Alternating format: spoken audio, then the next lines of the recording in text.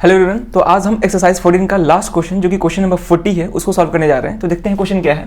Question है the angles of depression of the top and bottom of a 8 metre tall building from the top of a tower are 30 degree and 45 degree respectively. Find the height of the tower and the distances between the tower and the building. ठीक है, अब इस question को ध्यान से समझेंगे। तो पहले हम फिगर बनाते हैं। तो क्वेश्चन में क्या है कि एक टावर है और एक बिल्डिंग है। ठीक है, अब यहां पे बिल्डिंग का हाइट दिया है जो कि 8 मीटर है। क्लियर है यहां पे? अब ध्यान से देखेंगे।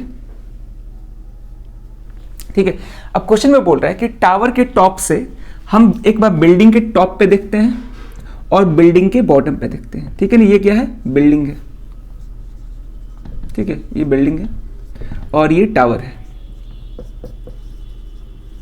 क्लियर है यहां तक? चलो, तो हम टावर के टॉप से एक बार बिल्डिंग के टॉप पे देखें तो लाइन ऑफ साइट ये होगा, और एक बार बिल्डिंग के बॉटम पे देखें तो लाइन ऑफ साइट ये हो जाएगा। ठीक है, चलो, अब यहां पे हमको जो एंगल ऑफ डिप्रेशन मिल रहे हैं वो 30 डिग्री और 45 डिग्री मिल रहा है। ठीक है, तो जब हम बिल्डिंग के टॉप पे देख रहे हैं तो यहां पे जो एंगल ऑफ डिप्रेशन है वो 30 डिग्री है, और बिल्डिंग के बॉटम पे देख रहे हैं तो यहां पे एंगल ऑफ डिप्रेशन 45 डिग्री है। हाँ, ये 45 डिग्री है। क्लियर है? अब क्योंकि यहाँ पे दोनों ही केस में एंगल ऑफ डिप्रेशन बन रहे हैं तो यहाँ से हम ये अंदाजा लगा सकते हैं कि जो टावर का हाइट है वो बिल्डिंग के हाइट से ज़्यादा होगा। ठीक है ना, इसलिए हम यहाँ पे टावर के हाइट को ज़्यादा बनाए हैं और बिल्डिंग के हाइट को छोटा दिखाया है। ठीक है, अब नेमिंग कर लेते हैं। तो इस पॉइंट को ए, बी, सी और डी। तो ए बी टावर है और सी डी बिल्डिंग है। ठीक है, अब हमसे पूछा है कि find the height of the tower, tower का हाइट बताना है, and the distances between the tower and the building. हमको टावर और बिल्डिंग के बीच का डिस्टेंस भी बताना है। ठीक है, तो दो चीज फाइंड करना है, हाइट ऑफ टावर जो कि ए बी फाइंड करना है, और टावर और बिल्डिंग के बीच का जो डिस्टेंस होगा वो किसके इक्वल होगा? AC के इक्वल। तो AC फाइंड करना है, दो चीज फाइंड करना है। ठीक है, अब हम कैसे करेंगे ध्यान से देखेंगे। यहाँ पे इसको हम क्लीन कर रहे हैं। ठीक है, और यहाँ पे बिल्डिंग का हाइट दिया है 8 मीटर, तो इसको हम रिप्रेजेंट कर देते हैं बिल्डिंग का हाइट 8 मीटर। ठीक है, चलो अब करते हैं। तो लिखेंगे let A B and C D be the height of tower and building respectively. ठीक है, यहां पे हम ए बी क्या है? हाइट ऑफ टावर है, और सी डी क्या हाइट ऑफ बिल्डिंग है। ठीक है, तो यहां पे हमको हाइट ऑफ टावर ही निकालना है। तो मान के चलते हैं कि जो हाइट ऑफ टावर है वो h है, और क्या निकालना है? दोनों के बीच का डिस्टेंस निकालना है जो कि AC है। तो इसके हम डिस्टेंस को x मान लेते हैं। ठीक, सॉल्व करना आसान हो जाएगा। तो हमको फाइनली h और x ही फाइंड करना है। तो यहां पर हम लिख लेंगे लेट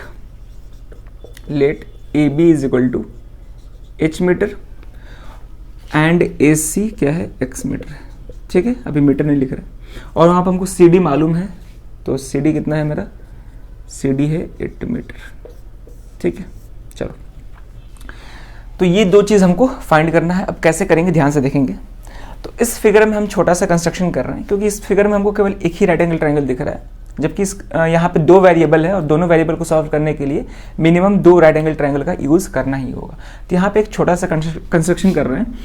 बी पॉइंट से हम ए बी पे एक परपेंडिकुलर ड्रॉ कर रहे हैं। ठीक है ना?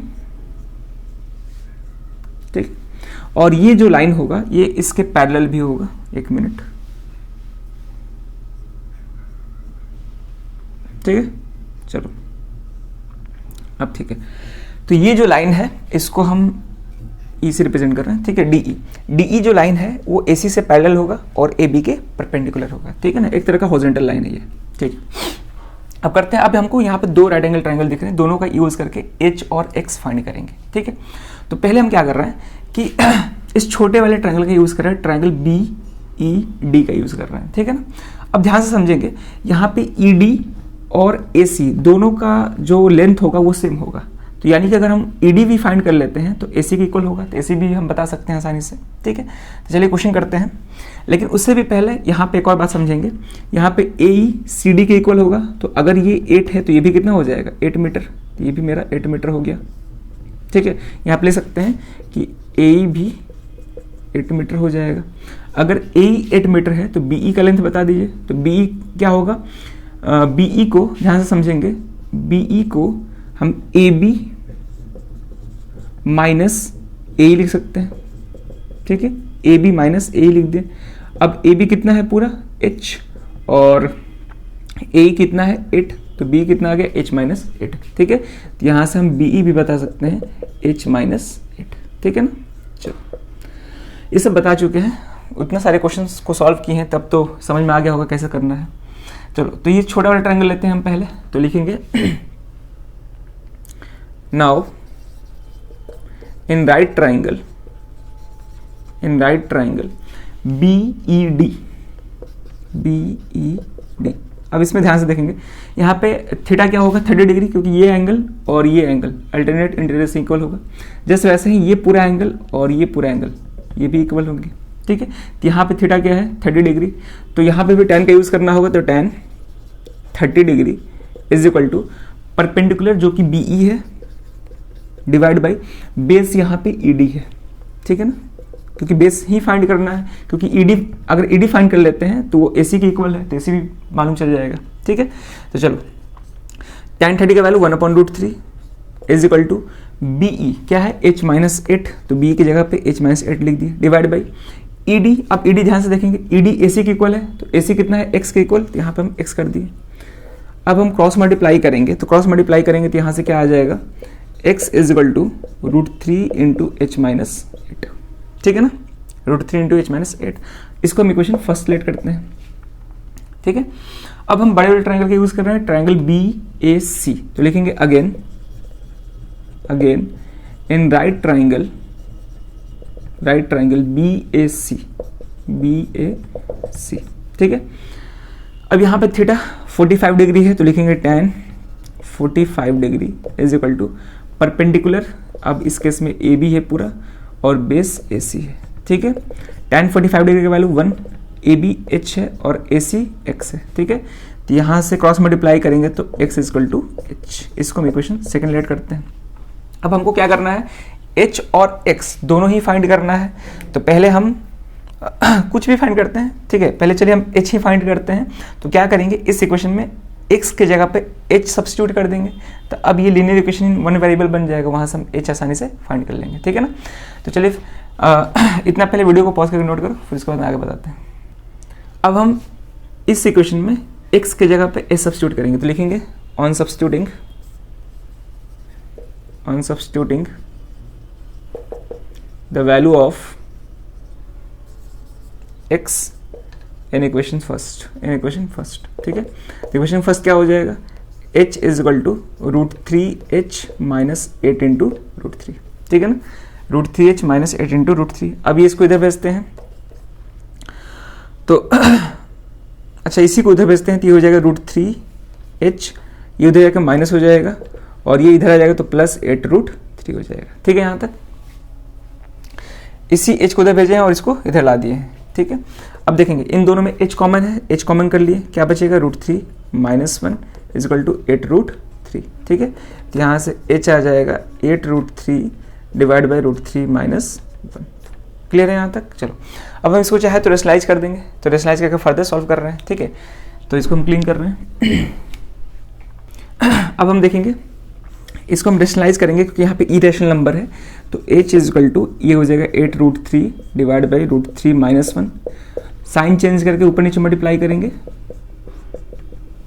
ठीक है। तो ये हो जाएगा अब देखेंगे ये हो जाएगा 8√3, ये हो जाएगा √3 प्लस 1 डिवाइड बाई ये a minus B into A plus B form का है, जो कि a square minus B square होता है। a स्क्वायर का मतलब √3 का स्क्वायर और √3 का स्क्वायर 3 होगा, और b स्क्वायर मतलब 1 का स्क्वायर जो कि -1 हो जाएगा। तो यहाँ से आ जाएगा 8√3 इंटू √3 प्लस 1 डिवाइड बाई 2, ठीक है। तो ये कैंसिल हो जाएगा 4 टाइम्स में, तो हो जाएगा 4√3 इंटू √3 प्लस 1, ठीक है यहाँ तक। चलो अब हम क्या करते हैं कि √3 को इन दोनों से मल्टीप्लाई करते हैं, तो ये हो जाएगा 4 इंटू √3 इंटू √3 3, और यहाँ पे हो जाएगा प्लस √3, ठीक है। तो अब समझेंगे यहाँ पे,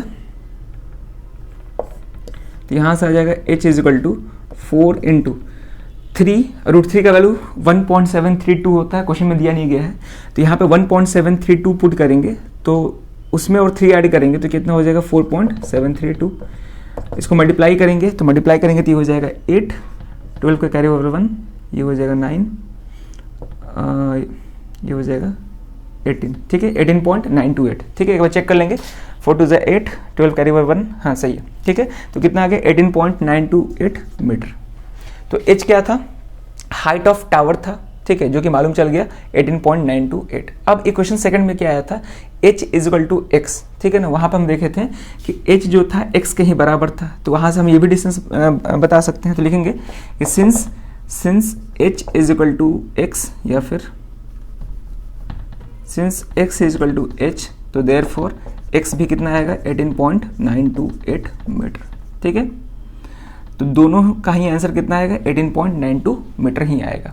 तो h हाइट ऑफ टावर था और x क्या था, डिस्टेंस बिटवीन द बिल्डिंग और टावर, ठीक है तो यहाँ पर लास्ट में लिख देंगे therefore height of the tower वो कितना आ गया 18.928 मीटर एंड